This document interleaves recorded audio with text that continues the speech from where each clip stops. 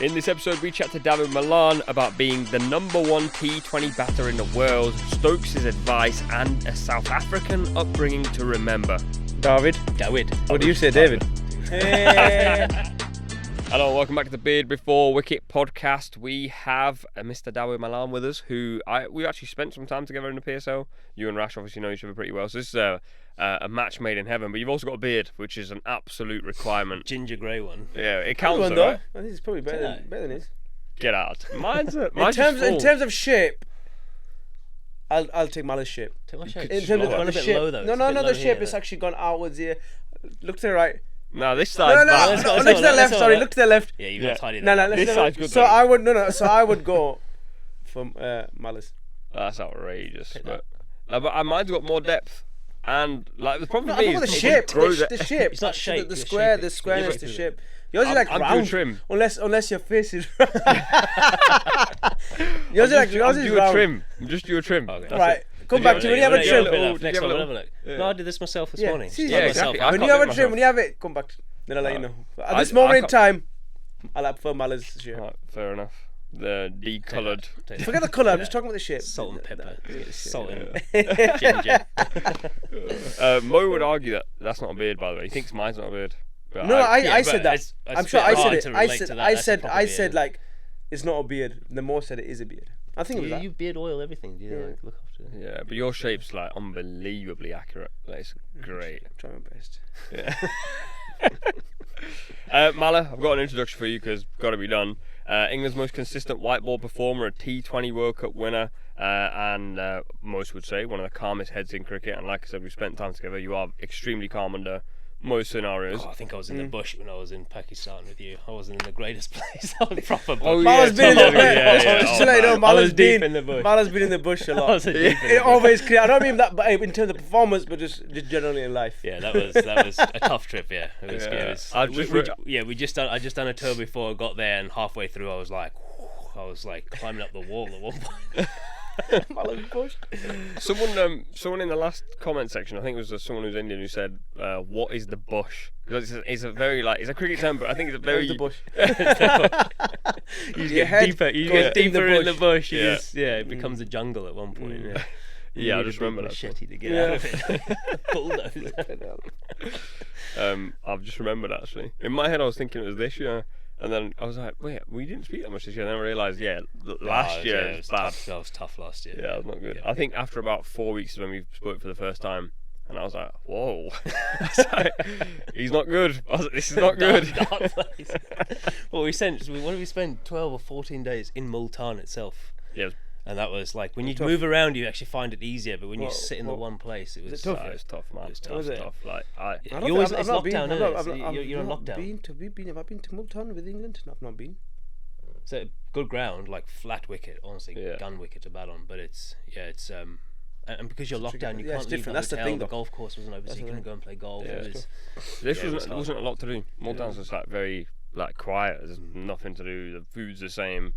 Like fine for me. I was staying in my mate's house. So it wasn't terrible. But still, even then, like when you're there for like 10, 12, 11, 13 days, you just drive into the stadium and back. Like, and yeah, the it's the only stadium's- time you're out of the hotel is when you're either training or playing.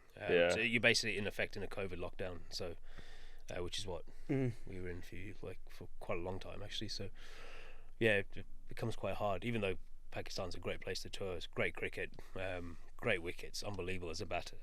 Yeah, suits you to well. go and tour Pakistan, absolutely brilliant. But the actual tour with all the security and stuff makes it quite a hard tour, even though it's a very welcoming place. Yeah. Let's go back to the start. Sorry. Yeah. Are you finished the intro? That was the No, there's got intro. to be more than that. 100%. I was gonna say you cut your short Go on, there. you want to fill in the intro? Well, Go on. the few things I would have said T20 number one in the Yeah. world. He was number one, but not just for. I don't think it was only for like a week or two. He was there for about a year or two, wasn't he? You were. For number one. We're going to talk Over about a that. bit. But No, but that's the intro, isn't it? Yeah, Like, yeah, yeah. T20. Okay, number one. Surprised T20. you know that. I It's don't know like, that. You my were cricket talking knowledge about is it not flipping great. every day. That's how I know about it. When you were like, I'm T20 player. Never been. No, I joking. never did that. No, you're I'm joking. never talking about No, you that. haven't, you haven't. But no, T20 player.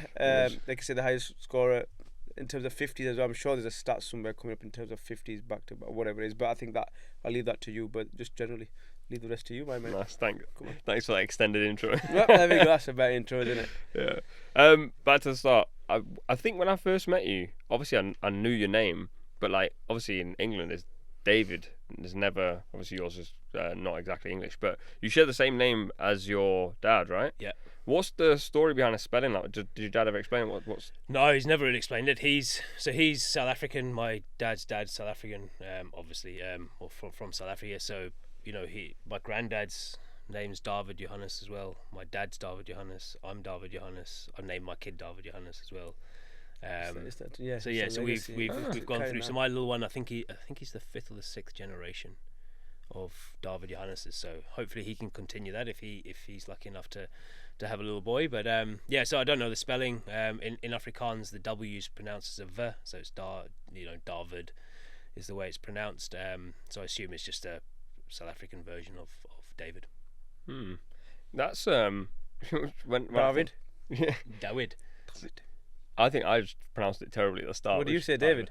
Dawid, I think. Dawid, But yeah. I didn't That's say alright, that though. Yeah, it's when it gets to Dawid and stuff like that. Yeah. So it becomes a bit David. hard. But yeah, it's pronounced as a V, so it's Dawid. Dawid. It's funny because there's a lot of South Asians who don't say their verse properly, right? You know when like you. I don't know about that one. Yeah, well, I've met like quite a few who will say like it'll be W instead of a V anyway, so they wouldn't say like David. Sometimes they would actually say Dawid naturally. Oh.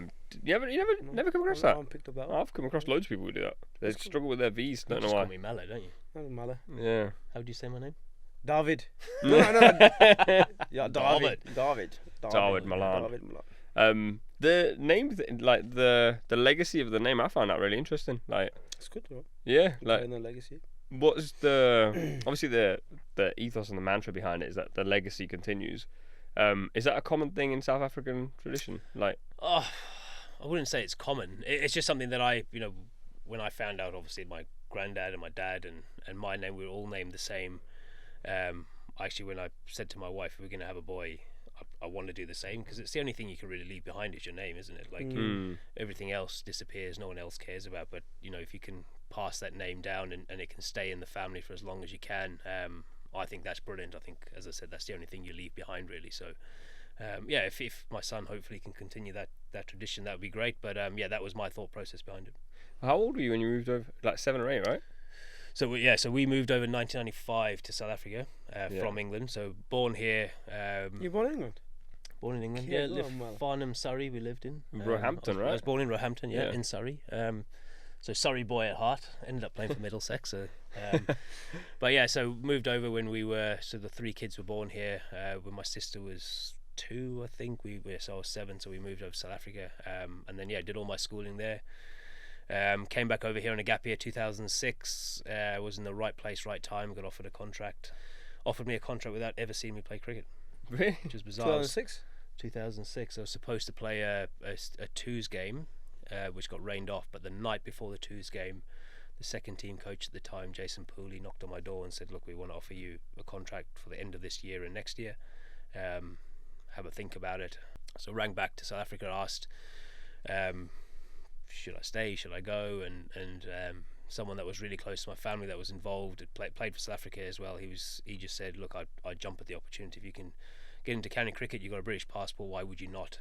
You might make it in South Africa, you might not. You might make it in England, you might not. But it's get into county cricket if you can." And so I took that advice, signed the contract on a Friday morning, played a T20 for Middlesex that Friday night. Did you get one? Did you get 100? I wish I got 100. I got 11 off 22 balls. Just a normal day out for me. That didn't play again for another 2 years. But that was a surreal experience at the Oval. 20,000 people. I actually remember walking into the room. The only person I'd ever met in that team was Owen Morgan. When I walked in, I'd met him in a walkabout earlier in the year. That just when you're young, you go to I think it was on Finchley Road. So he was the only one I knew in the changing room, and I sat across Chris Silverwood, who ended up being our England coach. Ed Smith, who sacked me a few times from from England, said I haven't got the technique to play in England. Brilliant, that one stuck with me for a long time as well. But he actually got dropped from me that game, so maybe that's why he axed me. But a brilliant experience for me. So something I'd never thought of or dreamed of, and suddenly you walk into the changing room without meeting people, and it was a tough game. Playing against Ram Prakash and guys like that you'd watched up growing up, watching on TV for years. So that was an experience. I got a bit overawed by the occasion. How old were you? I would have either just 2006. I would have 18, I'd have been 18 or just turned 19. I can't remember when it was in the year. Well, maybe if it was this time of the year, so I would have been 18 still. Mad. I can't imagine like in anything getting signed for. Like obviously they would have seen you a little bit, but like you just on a. It's the potential, isn't it? They must have obviously seen something in him. Kind of like this podcast, Like I said to Rash, we need someone to come in. He went, Malar. I was like, I haven't seen him on a pod. I'm worried about him. Can he speak? He didn't speak to me for 4 weeks. So he actually speak. Yeah. He speaks a lot. He loves talking, as you can. As you know. Love the sound of my own voice. Your dad also played cricket, right? To like a decent level, and your brother as well, right? My brother played. So my brother played for Loughborough Uni, so that's his first class cricket. Shouldn't really count, should it? That was not uni cricket. Yeah, that was when it was first class. You mean? Yeah, although that would take a few of my hundreds away. So we should keep that in. We keep the stats in, but but that was a good initiative as well. Getting the guys to go to university to still play first class cricket and keep their studies and things going. And my dad played. I think he played a few for Transvaal in Western Province. But same thing. I think that was the B teams, the classes, first class and stuff. But he actually at one point always used to give me advice about my batting, and I still listen to him a little bit, or pretend I listen to him a little bit about batting. But at one point I worked out how you can Google someone's name and see their cricket stats, and his batting stats were like he averaged 2 or something.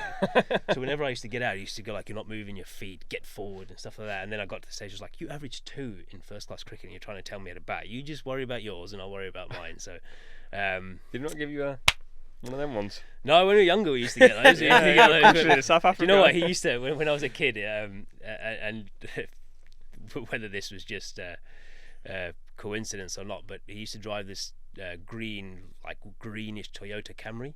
So he used to rock up on the Saturdays to watch you bat, and he'd play golf in the afternoon, but he'd come and watch you bat. So he'd throw you balls during the week, bowl to you, get you ready for the game, and then I'd walk out and play the worst shot you've ever seen, get caught slip or something like a Rego drive or something stupid, and I'd be like walking off, not like you with your we heard about the walk. Have you done that one? Yeah, not like this, like walking off like that, and I'd walk out and then be like, oh my gosh, I'm the worst player ever, and I'd look up and that green Camry would be started and the wheels would be spinning and it'd be straight out. Or I'd play a really bad shot and I'd just hear it like that, and I'd look and he'd be standing next to Phil, like, come on, switch on. So he was like, he was in it then. Yeah, but he was very invested, like wanted the best for me and my brother as a kid, and I still remember those days when he used to be like, oh, I don't really want to play a bad shot here because I don't want to get that clap, but that drove you to be successful and to I guess appreciate every game that you played and every moment that you had in a game, because without that push and that determination and drive from him, would I have sat here now? I don't think so. No, 100%. Sat here now on the podcast. On the podcast, speaking to you about my old career back in my day. Getting old now. In my day, mate, we used to just bang them for 6. Yeah. Was your dad similar? We never spoke about this. We spoke, obviously, your dad had a big impact on your career, but like, what was he like? Like, was he like this? Like, obviously, people now would say. No, I don't think it was. It was, like I said, in terms of invested heavily. If it wasn't for my dad, I wouldn't be in this position in terms of cricket, because of the sacrifices they made from a young age for myself, 8, 9. Taking it here and there, but he was much in terms of, he would give me throwdowns, teach me the basics of bowling, to really invest in that sense. But it wouldn't be quite like you say, like if I don't do well, he'd be angry, or he would give me a telling off or whatever. He would tell me in a way that he would know best. So it'd be quite calm, quite chilled, relaxed. It wouldn't be like why didn't you score runs? Why did you bowl a short ball? Why did you bowl? It wouldn't be like that. It would just be okay. Just make sure keep the batsman driving or whatever it was, and just encourage like that. So I think that's why maybe it was how I am now. If it was quite the other way, where it was right, why do you do this? Don't do it ever again.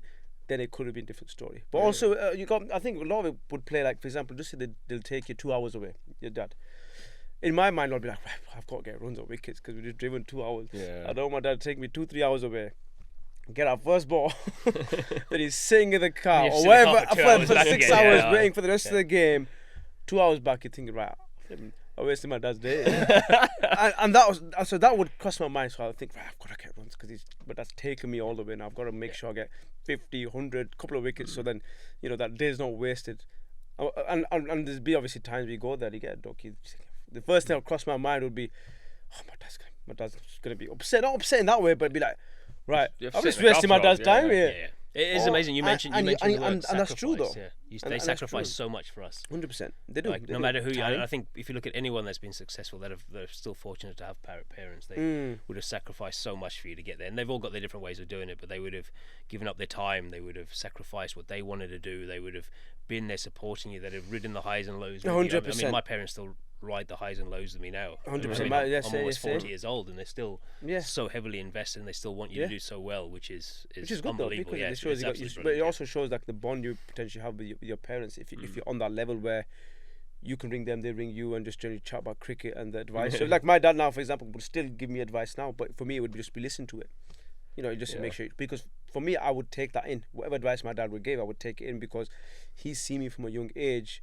And he's brought me up, so he's seen me, like I said, through ups and downs. So he would always give me the advice that he thinks that I would need, and for me, it would be like I listen to it.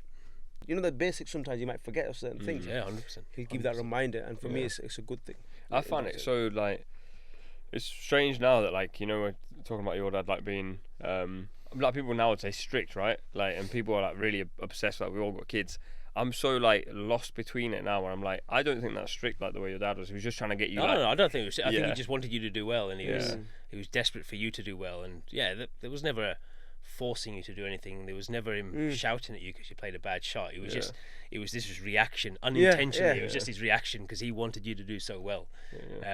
So there was nothing bad or. It's when you've had a teacher in school and you don't want to. Upset or get that teacher angry, so you always perform better in that lesson. It was just if you had a teacher who you didn't care about, you weren't ever gonna, just mess you're just gonna mess around, right? It's the same thing. I find it really interesting now where people go if you had a strict dad, strict's different terms. What do you mean? When people say strict, what do they mean by strict? People regard strict now as if your dad has a negative reaction. You know how it's from listening to these podcasts. You know what it's like. People are like, if your dad has a negative reaction to you doing something, that's quite strict. That can't be nice to be around. I'm like, but I think you need that sometimes. That's not strict, is it? I think there's difference between strict and strict is really just almost strict is really trying to keep you on the tough on that, almost demanding in that sense of this. You better do this. Yeah. You make sure you get 5 weeks. Make sure that's strict. Make sure that's then that's going to that extreme. I reckon. But I reckon very rarely parents would do that anyway. It would never be you have to make sure you do this. It's different in cricket as well. Cricket is definitely different to other sports. In other sports, you football, like I say, I would say a lot easier because football and scream at your kid. Football, but football is It's strange, because obviously I've played football. Obviously. Yeah. You understand? Oh, you didn't know you played football? No. Obviously you played. Obviously. Tell me who you played for. Who did you play for? You know a bit about us. Let's You know a bit. My career. You know a bit about us, about what we did. How? What about you, brother? This is the Dawid Malan. No. I'm just saying, not shell 2 words. Did you play football? No, I played semi-professional. I had some professional trials, so I'm alright. But parenting. Let's go back to that's it. That was all I wanted to know. Let's get that in. It's good to know. Every episode we get that in. I think in football, parents are expected to be, I won't say abusive, but very on the touchline. Whereas in cricket, it's different, isn't it? Is it weird in cricket? No, but you still have them. But you still have in cricket. You still have them parents or whoever they will walk around the ground and be quite loud or in that sense, trying to give advice to their kid in a way. You know what I'm trying to say? Do this, do that, whatever. Yeah. So that still happens, but obviously not as much as football, where they're right there and they're shouting and screaming. Football's, I'm guessing, it's brutal. Different. Back to that. You went a bit that way, man. You get bored of us. You went this way. You went this way. You asked about me, then, innit? Yeah. Trying to keep you in the conversation. No, but I'm trying to keep you as well. Let people know about you. You obviously said this situation happened when you're 18, 19. You were signed pretty much from not being seen, but then you're actually, technically speaking, a late bloomer when it came to T20 cricket. You get your debut at 29. How old are you? 29, right? So, maybe 30, 29 or 30, yeah. You expecting the phone to ring at that age? It's not old, is it? Nah, but these. We were talking about Jamie Smith in a previous episode. He's 23, 24. Shoaib Basir's 21. But I know people for example, Mike Hussey. did he make his debut Yeah, at he age was of debut. 30? Yeah. but And he's a bit legend of the different. game like that. You know what I'm trying to say? Yeah. So But a lot of I people. think the trend's changing now, right? Trend, yeah, definitely trend, changing yeah, now. so- Yeah, they're definitely trying to get guys in younger. I think reading between the lines, if you almost start too late in first class cricket, especially the way county cricket's played, you end up becoming a really good player for county cricket, which is a total different game to Test cricket. T20 cricket is slightly different because people are still taking the attacking options. You're still playing on really good wickets, small grounds, whatever it may be. You're still able to do that. But actual first class cricket is so different to what Test cricket would be. You have different pace of bowlers, different quality of bowlers, different quality of spinners. You don't see that many good spinners in county cricket anymore, and the ones that do get picked for England very, very quickly. So I guess times have changed slightly, and that when it comes to me, I guess I got picked on the Lions in 2008, and then wasn't qualified for England. So I'd been around that period, and then I sort of had a couple of years, maybe 3 or 4 years, where I didn't score as many runs as I should have. And then when that 2015 came around, when Owen Morgan took over and everyone, I guess they had the reboot of the white ball stuff. I just got into the Lions that year as well, so I guess my journey probably started 2015 was my proper journey when I got into the Lions, and by that time the roots had been picked, and Hales and Roy and Bairstow couldn't get in the team, and Morgan, Stokes, Butler were coming through, phenomenal players who, when you look at that era and how well they did for so many years, that they all deserved to play. They all got picked, took their opportunity. And I believe sport's all about opportunity. Life's about opportunity. When you get given the opportunity, you have to take it. And those guys took it, and they dominated world cricket for so many years. So to actually get in was incredibly tough, because you had to either be something unique and something different to what they had already, or you had to be a consistent run scorer and compete. And thankfully for me at the time, I went probably from 215 to 217. I scored quite a lot of runs consistently, and it coincided with a schedule change with someone like Rooty having to get rested, and I guess we were seen as a similar type of player. Unofficially, my role, and let's say Rooty's role, was to go and score runs, and if we score 30, 40, 50 and we do it at a good enough rate, it would allow Jason to go and whack him, Johnny to whack him, Halesy, Morgs, Stokesy, Butler to just go and take the game on as they see it, and you still have a constant. So I guess that was in my favour, that at that specific time, especially in the Lions, I'd got quite a lot of runs in the Lions, and I'd probably fitted that role for Rooty, where he was Test captain and probably away quite a lot of the time, and was rested from the T20. So I managed to get my spot that way, and it happened later, but I'm thankful it happened later, because if it happened 2 or 3 years before when I wasn't ready, I might have blown it. And I've actually said this on record a couple of times. I got quite lucky in the sense that I'd play a series and I'd almost get picked when I was playing really well. And I'd play that series and I'd get 2 or 3 50s and help win games in a 3 or a 4 game series, and then guys would come back and I'd be left out of the squad and be left out of the 11 and be in the squad. But actually at that time, 8 months later, I was actually playing really badly and hitting the ball really badly.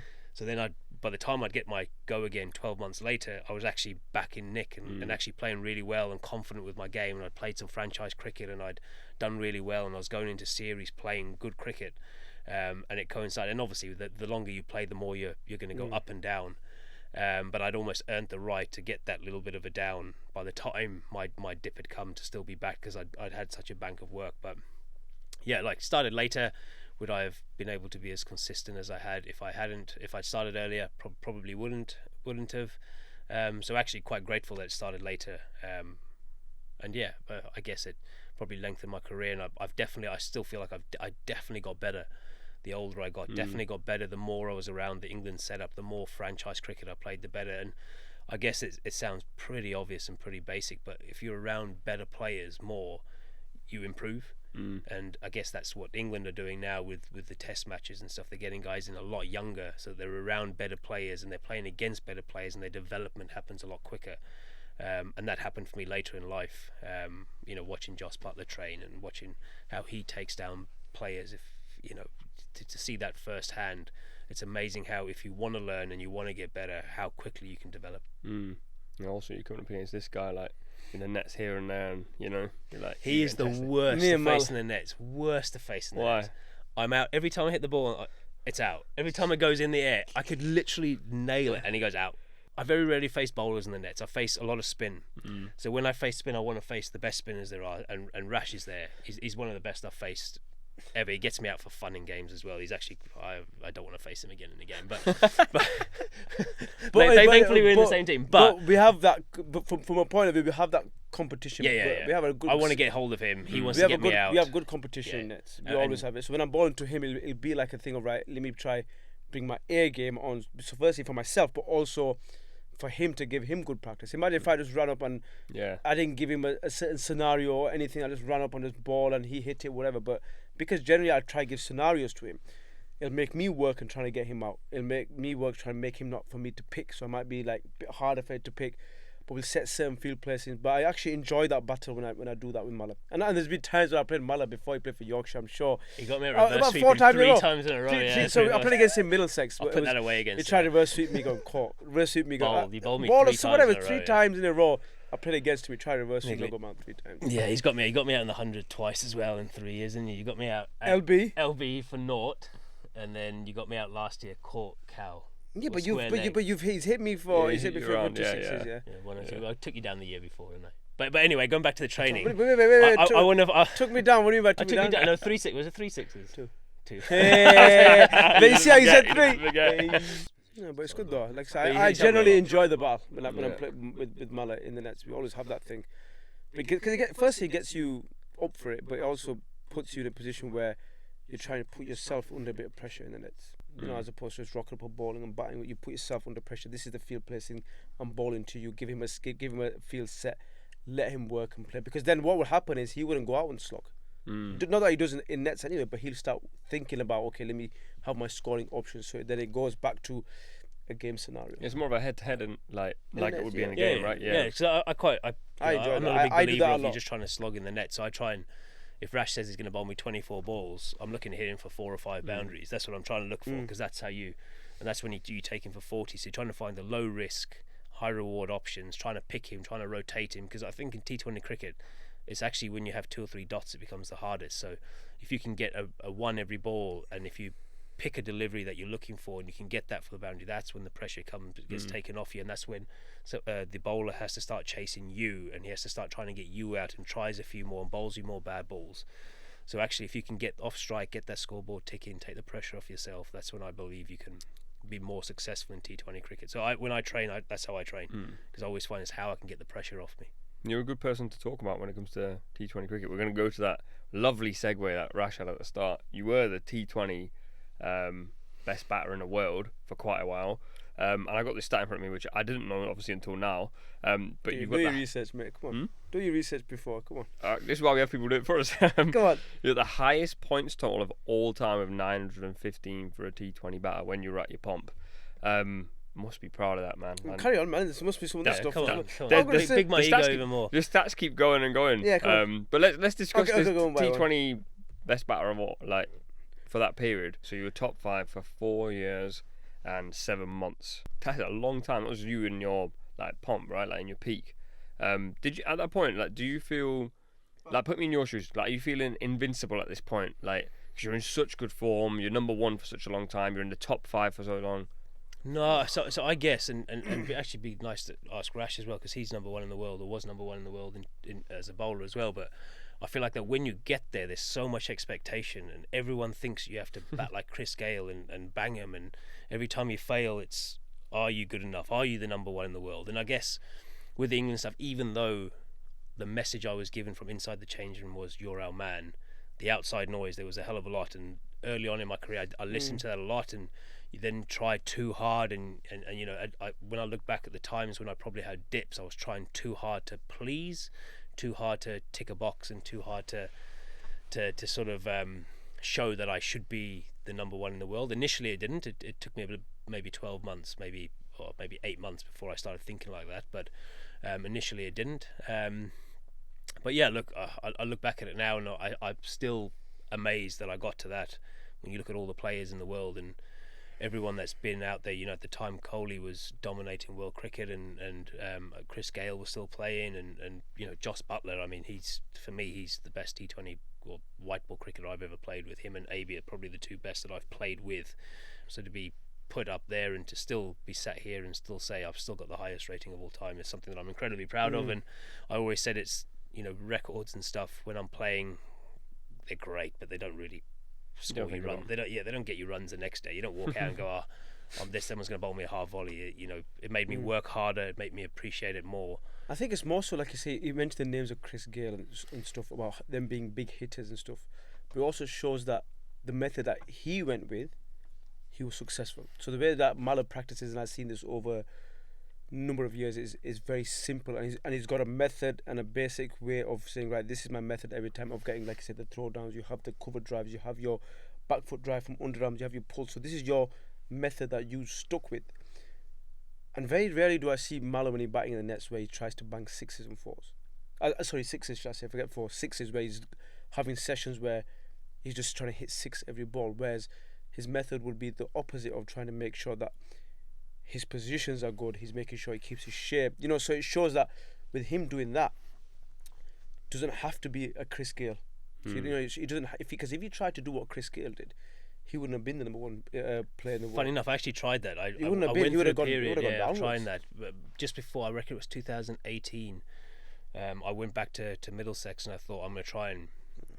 I did a franchise stuff and I thought, you know, I need to do what Chris Gayle does to be successful. And I tried to hit every ball for 6 and 4, and I just couldn't do it. And it actually, trying that actually got me back and finding a method to be successful. So from, I think, 2019 onwards, I was extremely consistent with T20 cricket because I'd gone through that of going, this is not you. This is not me. I'm trying to be someone else. And that's why sometimes in international cricket, when I failed, I was really angry with myself because I almost try to play like someone else. Nowadays, without sounding like in my day type of chat, but I feel like batters nowadays try and cheat the system. It's all about high strike rates. They don't care about the averages. They just try and tick a box. I think a lot of that would come down to franchise cricket. Everyone wants a contract, right? Yeah. So everyone, sometimes, analysts run it. Analysts run T20 cricket now.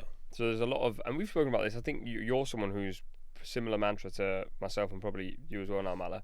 That like, I think you previously said that data can't drive everything. Like you have to have feeling. You have to have like something outside of just this guy gets it. His strike rate's 160. Like he's definitely the best to play for. No, because a lot of things come into that. The opposition, the conditions, what situation the game was it. Like Mala was saying, you'd rather have that thing of being known as a match winner, of getting things over the line, whether it's the bat or ball, as opposed to maybe just on the stats wise, it looks good, but your stats maybe not as good as that individual. But guess what? He is a match winner because he's won certain games for certain things. Because you can get a striker of 160, 180, for example, but it's like in a dead scenario game, and he's got a striker of 180, hit 4, 5, 6s, but the game was already gone.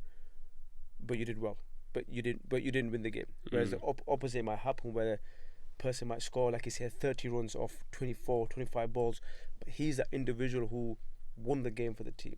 It's still the same thing as how you're going to win the game. What is the best way to win your game? And that's how I've always seen cricket. And yes, I've got nailed for it for sometimes, taking the game too deep, but you still win the game and you get out and you've got 30 or 30, but you've put the team in a position to win that game. And that's always been my thing, is how am I putting the team in a position to win a game of cricket, regardless of what people outside want to see on a piece of paper. Would you say at that time, like you were maybe not given the respect you potentially deserved or earned? Because you had 4 half centuries in your first 5 T20s, T20 internationals. You then weren't picked for 18 months. 4 games later, after a century in New Zealand, I think you come back in and players returned and you didn't get back in the team. Basically, there was a lot of that happening. Then you came back in, I think, at number 4. There's a bit of chopping and change. Do you feel like at that time, maybe considering how well you were playing, etc., that you were like, maybe I deserve a bit more? No, well, if I'm honest, at that time, the messaging that I was given was, you're here pretty much because the guys are not here. So like, the New Zealand series, everyone was rested. My first Australia, that tri-series that I played, or even my debut match, guys were rested. I think Morgs left himself out for that game to give me an opportunity. The New Zealand Australia tri-series, we'd just come after the Ashes, and then Rooty and them had all played the ODIs, and there was another test series afterwards. So very realistic in the sense that I only got those opportunities because guys were rested. And as I said a little bit earlier, life sport's all about opportunities, and they were the only opportunities I got. So the only way I could put my name in the hat to keep getting picked for England was to make the most out of those opportunities, and thankfully I did for those first 5, 6, 7, 8 games, whatever it was, to be able to put consistent performances in, so that when it actually got to the stage where they're going, actually, what is the best team 2 years, 3 years after I've made my debut, regardless of whether I played 8 games or 12 games, it was actually like, well, this guy's putting numbers on the board. Is he now in our best 11? And that's all you need to do, and that's all you can do as a player. And thankfully, I'd done well enough in those games to be able to be seen as someone that is now someone that's pushed his way into the team and started and is able to score runs consistently, but also have the power. And I think, I've always been, I wouldn't say criticised, but it's always been highlighted that I start a bit slower than. I was going to ask you about start that. a bit slower than, and that's never been intentional. That's just how it is. I don't walk out and go, I'm going to get 10 off 10, or I'm going to. Yeah. I go out and I try and react to the ball in my first bits. But one of my strengths is that when I get in, I actually accelerate really well. I never really go up and then down and then up, unless the game actually situation dictates it. But when I play well, it's sort of a steady sort of increase with the way I go with my batting, and that was a conscious thing as well. So, because unintentionally I was a bit slower in my first 5-10 balls, I made conscious effort that actually when I get to the 7th, 8th, 9th, 10th over, I actually go a lot harder than what most guys would. The 2022 World Cup, you obviously played a huge part in that. Then obviously picked up an injury for the final. That's like a roller coaster. We've spoken about this so much on this podcast that and something that I can't quite grasp still is how cricket game by game can change so much. Momentum is a thing obviously in anything, but Mo said this last episode, you said this as well, you have someone who might hit you should give us an example, 161 in one test, and the next one, test less so, T20 and ODIs will just be out for 3, whatever. That World Cup obviously you played really well, but then you get injured for the final. I wouldn't say I played really well. I didn't hit them that well. But that happens, isn't it? That's part and parcel of not cricket. That's part and parcel of sport, of form. We're talking about form as well, going through ups and downs, injuries. I think that comes to the realization, and you accept that this is going to happen, but you can't control it sometimes when you get injured or how you get injured. It just happens. The world's best athletes or whatever it is, even they might be so fit to a certain extent, but they get injured a lot. They get injured. So that you can't control. And in terms of, you don't get injured a lot, to be fair. No, he doesn't play cricket. Played 6 games in 6 months. No, like I said, I've been injured quite a few times, like I said, with the shoulder and whatever it is. But that's one thing. But at the same time as well, form comes into it. Going through ups and downs. Like I said, Mala, that tournament, I can't actually remember Mala in that sense. No, so that tournament, funny enough, that tournament we played the 100, and then I think we played. We played a series after the 100 international series, and then we went to Pakistan. I guess Pakistan, yep. Then 70 we went to Pakistan 70 20s. Then we played 3 games against Australia. Is that T20s before the World Cup? T20s before the World Cup. Yeah, so we had a hell of a build up, and then the intensity of a World Cup and international cricket's incredibly tough. It was a lot of games. 10 games we played. I think I only played 9. I think I had a rest, and then I asked not to play a warm up game as well. And I actually played really well. Well, maybe the first 2 T20s against Pakistan I struggled, but then I found I actually started playing really, really well, and I almost, as that World Cup came, it's like I just had that little dip at the wrong time. I think I peaked at the right time, and it literally just and then with the injury, that's obviously gutting. And I guess that's the intensity of playing 10 plus whatever it was, 3 or 4 World Cups a game, so that's 10, 14 odd games. With a lot of travel, Australia's obviously big. You travel a lot, and we'd obviously travel Pakistan and stuff. So it was obviously a lot of travel, and when that injury, as soon as I turned, I felt it go, and it's sort of the realization sunk into me, and I was like, oh my gosh, I think I've torn my groin, and Stokes, he ran up to me, and I was like, oh, he's going to put an arm around my shoulder and say, I'm lucky, mate. And he was like, mate, can you just get off quicker? Because we were behind in the over rate. And I was like, Stokesy, come on, mate. I was literally, my whole World Cup's done here, and you just hurry up, mate, please. So, yeah, hurry up, mate. Not that bad. You're slow enough in general. But, no, and then to miss out in the semi-final, the boys obviously did well, really well. And then, funny enough, we had a scan, we treated the injury. I actually passed the fitness test as well the day before. I think I did something stupid like 7 or 8 Ks of running and sprinting and everything. I think they tried to push me. Day before the final? Day before, I think they tried to push me and Mark Wood had the same injury, so we were both in a touch and go situation. We both passed our fitness tests, and we were both like, we're ready. And you know the old saying, if it was a World Cup final, you'll play. I tell you what, that goes out the window. Yeah, that goes out the window, doesn't it? You know, like the old, it's touch and go, but for the World Cup final, you play.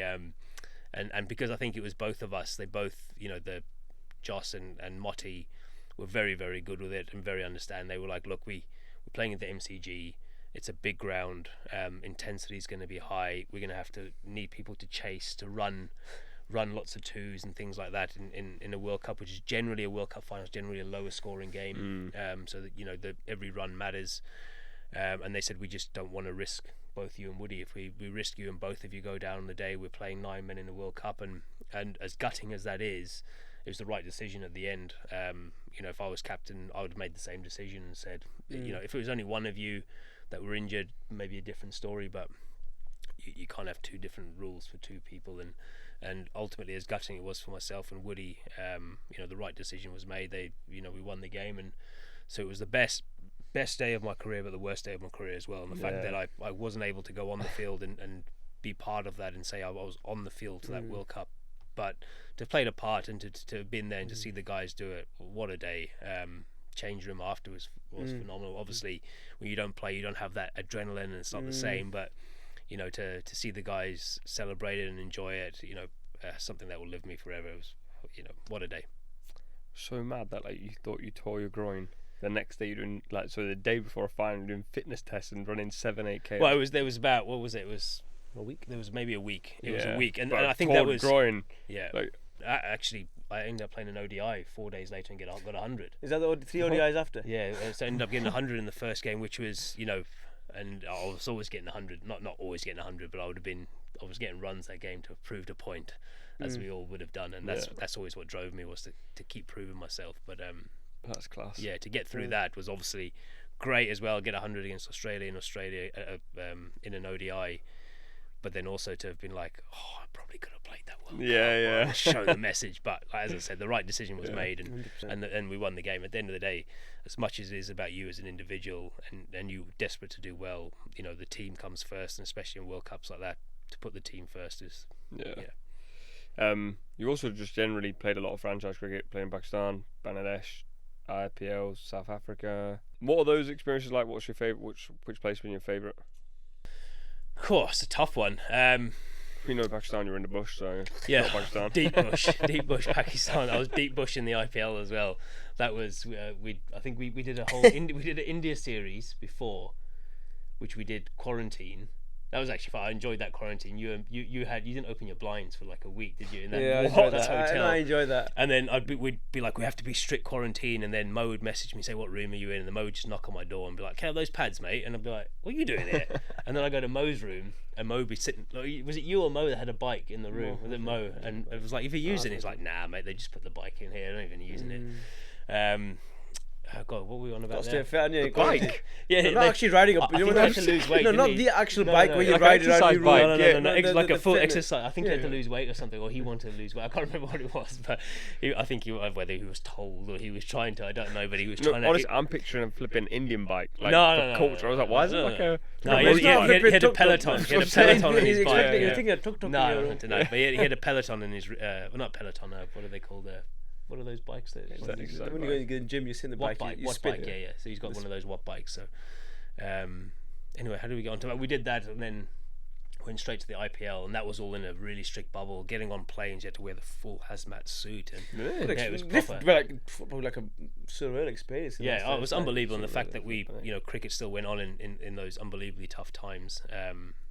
I would love to experience the IPL with all the crowds and the full atmosphere and the full vibe of it. You know, that's probably the biggest disappointment I had with franchise cricket, is that I didn't get to experience the IPL the 1 year that I was there to do that. But I would say over the last few years, playing in Dubai is unbelievable. But the South Africa tour, the South Africa T20 that I played in recently, SA T20, that was unbelievable. Like, what a country! Like, obviously I've gone home, and that's where I grew up. So.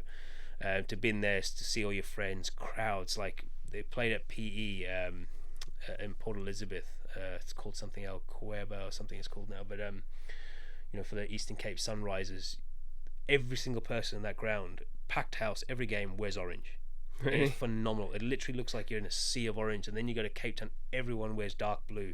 You go to Pretoria, where you played, and everyone wears light blue. And the crowds are good. Flight times are not too bad. It's only 2 hours. Travel isn't too bad. Probably get to go out and about as well, right? You got no restrictions there. Yeah, it's you play in beautiful places, Paarl, Cape Town.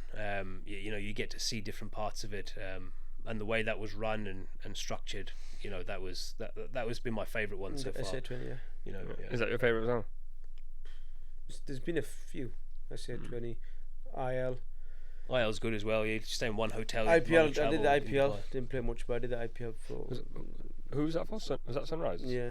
2022. It's in a random place, though, isn't it? Hyderabad. No, it was nice. Like, It was you nice, like actually. it? It was alright. I went out on my bike quite a bit actually there. An actual bike. I went on a tuk-tuk quite a bit there as well. I enjoyed the tuk-tuks there. That's the best way to get around. Yeah. 100%. Have you ever been to India? Yeah, 3 times. Have you? Yeah, I've been to India more times than Pakistan. Yeah. Alright. Yeah. Can't get a visa anymore though, but that's a conversation for another day. Finally, you're 37. What are you planning on doing now? What's the future looking like?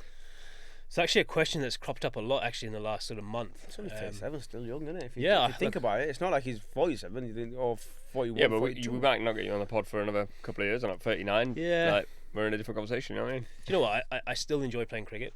Yeah. I don't like the being away as much. I think that's the one thing that's the older I've got. When you're younger, you're excited to go away. You see new places, travel to new places, meet new people. I guess that's changed a little bit. My priority is wanting to be home with the kids and the family, which makes franchise cricket quite tough when you're always away. But look, I'd love to still play for a couple of years. I'm probably eyeing up these Legends leagues in a few years' time. These golden oldies ones. I'll be tapping on the door and going, "Hello, I've got a 40-year-old here. Fancy it? Little left-handed blocker." But yeah, I dabbled a bit at coaching last year. Didn't mind it. Actually, quite enjoyed it. Enjoyed working one-on-one with a player. That felt very rewarding, and it felt like actually all this knowledge that I've learned over the last 20 years I can actually put to use instead of maybe going straight out of cricket and never ever talking about cricket again, and never using a skill that I've managed to. Well, you've never mastered a skill in cricket, but the knowledge that you've got from cricket that you can actually pass down to people. So, the thought of coaching is good. It's something I really would consider. It's just trying to find that balance after cricket of how much time you're going to be away with coaching again. If you're doing franchise leagues, you're pretty much playing again. So yeah, it's yeah. Hopefully, he's got another 3-4 years at least playing, innit? Before thinking about anything else, you got another 3-4 years of playing cricket. I've got one more year left at Yorkshire next year. Hopefully I can keep performing and push for another a year or so there, and try and do as well as I can and help Yorkshire win trophies. And then the franchise leagues, as long as people want you and there's around. If not, then I'll as I said, I'll work my way into the Legends leagues, and if they're still going, hopefully they're still going. Me and Mo, and when Rash finally retires, there could be 3 of us doing a podcast out in wherever we are. With the Legends, yeah? Yeah, with the Legends. You'll have to fly out to Dallas or somewhere to come and do a Legends podcast out there. But I think that's pretty much where it is. But I think that the priority is do as much as I can the next couple of years, and then see if I can spend a bit more time at home and spend some quality time with the family. Sweet. Any questions for Mala? No, I think he's covered a lot there. He's gone through his own life. He's gone through his own life story. Born in 1987 in Surrey. In Surrey somewhere. Then moved to South Africa, and then he spoke about everything anyway. But no, it was very good. Top stuff. Thank you, Mala. Top man. Cheers, man. Thanks for having me. That was a very lazy clap, by the way. You just shoulder clapped. Yeah, but why do I need to clap for? It's just the way he's come to our podcast for being nice to him. You know what I mean? It's not that. You're just going to text him after anyway, so. We speak every time. I'll say yes, man. Thank you very much, man. Well, Mala, I appreciate you. Thank you. Obviously, I appreciate that you appreciate me. I appreciate you as well, Mala. Come on. For those of you watching, I hope you've enjoyed this. Make sure you drop any comments, any questions you got for Mala. We'll get Rash to text him, seeing as they talk quite a lot. He only ever speaks to me when he's in the car as well. When I get the missed call, it's always that you've just been in the car and you're bored on the way back. Fair, you know what? I spend a lot of time in my car. Yeah, I'm always, like I said before, I'm here, I'm there, I'm doing stuff, I'm on the move, busy I'm man, going. In demand. I think I spoke to you once the other day when you weren't in your car, but I think you were going to your car. Yeah. So don't worry, don't be offended. No. I've known him for years, and I know. It's better because whenever the phone call, and if you don't call him him back within 10 minutes, he's on a call to someone else, Yeah. or he's out the car, so you're just wasting your time. You might as Yeah. well just call him 2 days Yeah, later. start ringing me. Facts. As I say, if you enjoy this, if you're watching or listening, then make sure you drop a like, follow the pod on whatever platform you're listening on, and we'll see you on the next one. Thank you.